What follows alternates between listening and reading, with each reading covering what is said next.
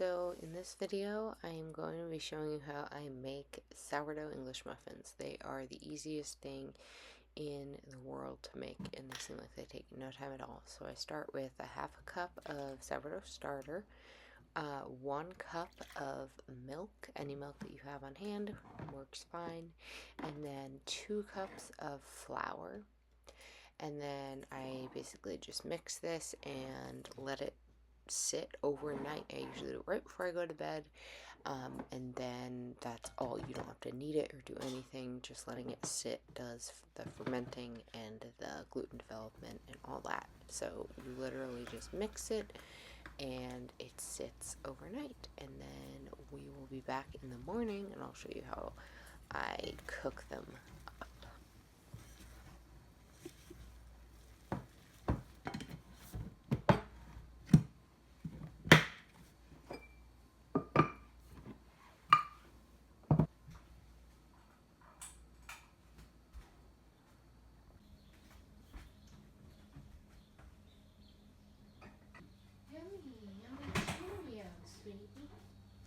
Good morning. It is early this morning. Well, it's not early. It's close to 9, but we just got up and I haven't gotten dressed yet. We're ready for the day, but I need to talk on the English muffins. And so, getting my coffee, and we are gonna make English muffins together. Alright, so the first thing is we want our griddle heating up to about 350 degrees.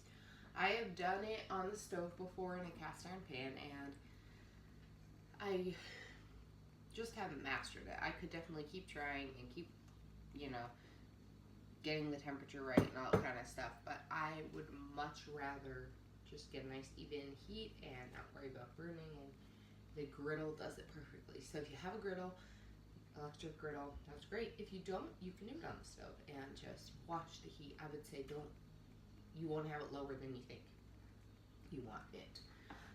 Okay, so that's warming up. I'm gonna get our dough. Look how nice it is risen overnight. And you can see the bubbles in there. It's nice and bubbly and beautiful. I'm pretty proud of that. So that means the starter that we fed in the last video that I was nervous about, it got very nice and bubbly. So I'm pretty proud of that because I just eyeballed that. So maybe I can go back to eyeballing things. I don't know. We'll see. So this is a recipe for my sister-in-law, by the way. So she wrote it out just for me, and I don't know if you can see that, but that's what I'm following. All right. So in a little container, you're gonna get a teaspoon. Oh, I got powder. We need baking soda.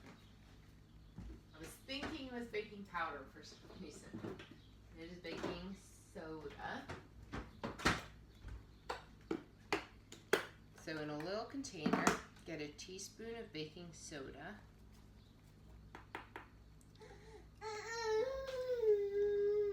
Yes, sweetie. With a teaspoon of salt. And it says to dissolve that in a teaspoon of water.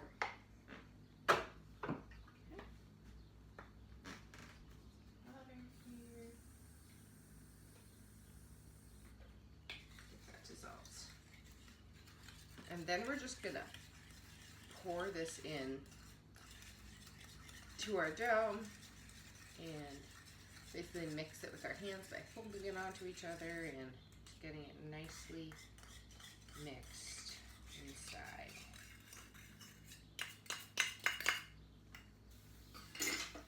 Move that a little bit.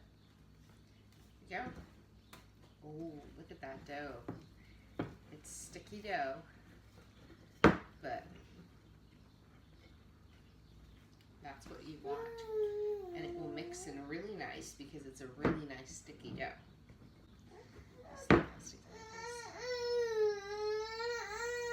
All right, baby, do you want your Cheerios? Your Cheerios.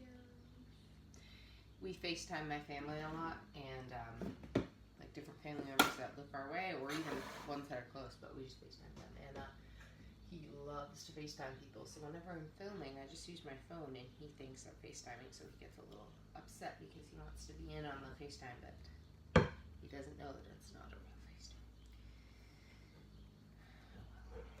One day he'll learn. Alright, so I'm turning it out onto a floured surface because it is very sticky. Sometimes I try to not use extra flour, but in this case the dough is very, very sticky. So I think we'll be okay to use some extra flour. I think that should be totally fine. This is very sticky.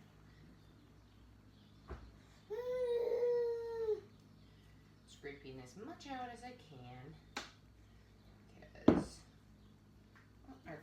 our griddle is all warmed up to shut off, so that means or the light shut off, so that means it's warmed up.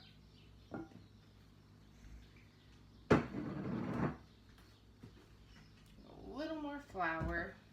Oh, I just got flour into my coffee. Beautiful. Well, screw it down. Alright. I'm doing it right. When it's nice and sticky like this, because that's how it's supposed to be. Alright, I have a bench scraper which helps with this extra stickiness.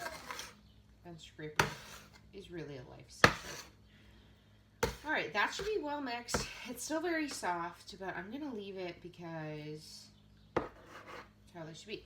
So, I'm going to just cut a little piece, and I form it as it goes onto the griddle. So let me get my hands clean out so I can reset this camera for you so you can see the griddle. Okay, I'm going to scooch my dough over.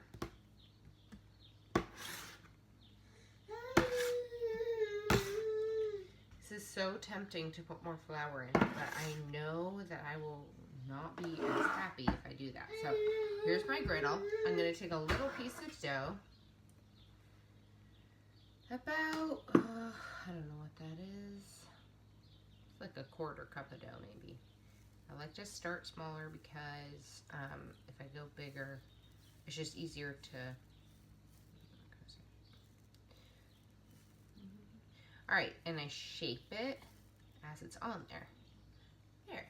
These are not perfectly shaped English muffins, so, let's see. Sorry. I'm still learning good camera angles. So there's that. And then you just take this gloopy dough and you kind of drop it on and shape it the way best you can with your fingers, and voila.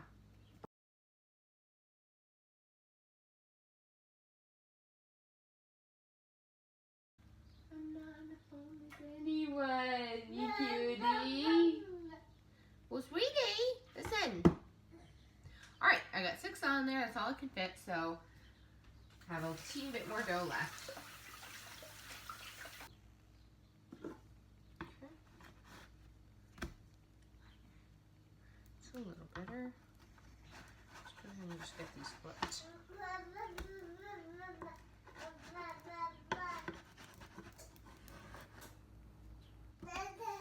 Ooh, that's a nice one.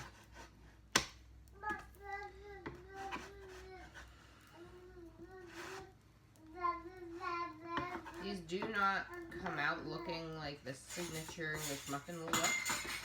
Usually, I mean, they don't look like not like an English muffin, but see how it's like that? But that's because of the sourdough. And they're so, so good. So I need to go get ready for the day, and the baby and I are going somewhere. And so we need to go do that. I'll show you what these look like when they're done, but all I'm going to do is take them off the griddle when I have a nice color on them and put them on a baking sheet and finish baking them in the oven. And you can take their temperature, and as long as the temperature is past 205 is what I've heard. I've heard some people say 200. I always make sure it's at like 205. Your bread item is done, and so then we'll pull those out of the oven and it will just be there cooling and ready to eat up. So I'll show you the finished product of them.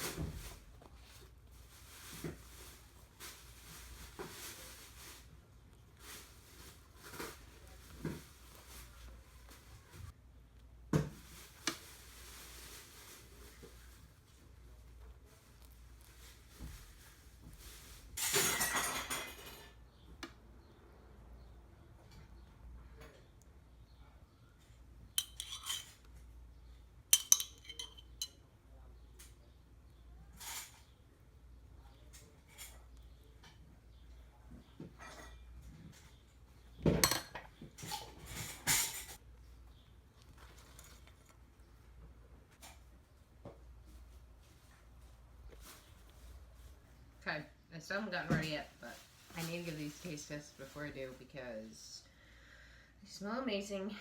And I have not had them. It's just butter and freshly made jam. So here goes. Looks so good.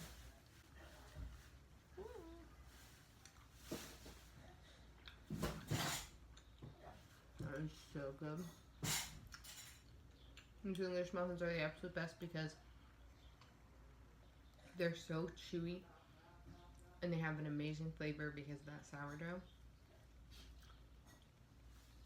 And this jam is amazing too.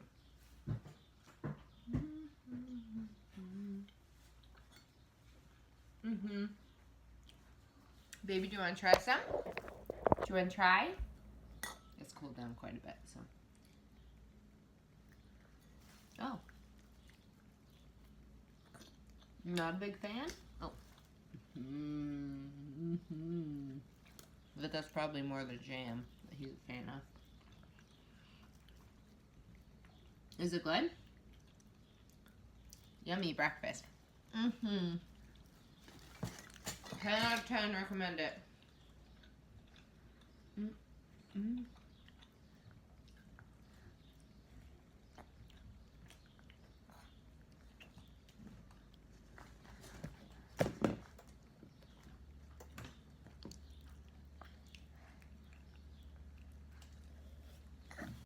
Alright guys, thanks so much for hanging out and learning with me how to make sourdough English muffins. I hope you give these a try. They're really as simple as it looked, and they are as delicious as they looked as well.